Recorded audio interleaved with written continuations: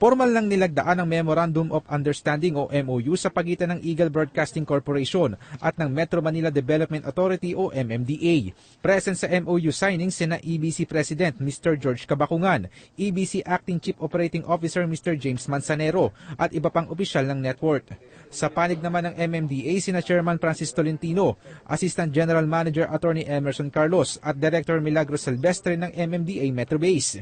Nakapaloob sa MOU ang partnership ng EBC at MMDA sa paghahatid ng mabilis at epektibong serbisyo publiko sa mga kababayan natin, partikular na sa mga motorista.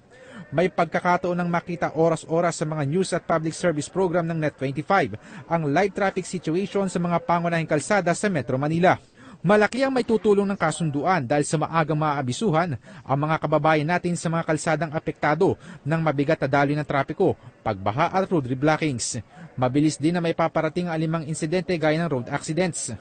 Nasa mahigit 170 closed-circuit television cameras ng MMDA ang naka-install sa iba't ibang lugar sa Metro Manila.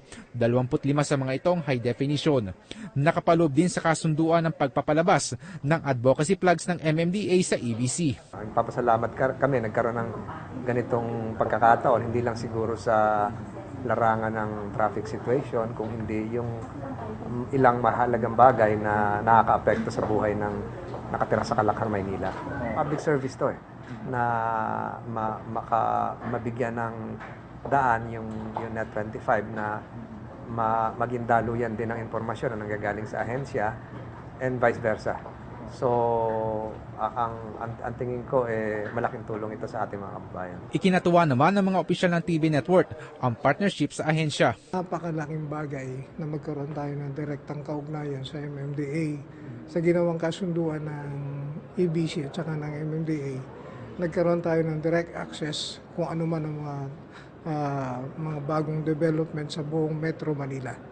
Magkakaroon tayo ng mabilis na pagkuha at pagkalap ng balita dahil sa pinalakas natin ng ating Eagle News Service.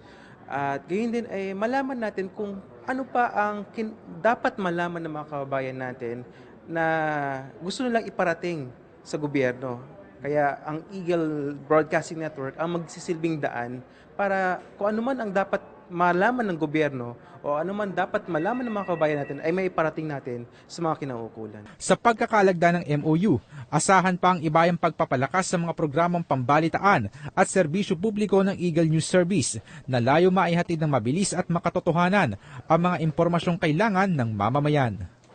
Gerald Tagbo, Eagle News.